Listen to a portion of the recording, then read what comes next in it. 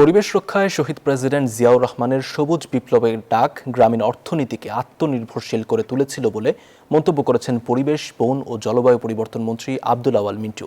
রবিবার বন অধিদপ্তরে জাতীয় বৃক্ষমেলা 2026-এর সমাপনী অনুষ্ঠানে প্রধান অতিথির বক্তব্যে তিনি এই কথা বলেন। এ সময় পরিবেশ রক্ষায় প্রধানমন্ত্রী তারেক রহমানের গৃহীত পদক্ষেপের কথা উল্লেখ করে তিনি বলেন, মেলায় স্বতঃস্ফূর্ত অংশগ্রহণ ও সামাজিক বনায়ন প্রমাণ করেছে দেশের মানুষ পরিবেশ সচেতন। তিনি আরও বলেন, ব্যক্তি ও প্রতিষ্ঠান পর্যায়ে বৃক্ষরোপণ অব্যাহত থাকলে দেশের বৃক্ষরোপণ লক্ষ্যমাত্রা অর্জিত হবে। শহীদ রাষ্ট্রপতি জিয়াউর রহমান তিনি এদেশের প্রথম ঐতিহাসিক সবুজ বিপ্লবের ডাক দিয়েছিলেন।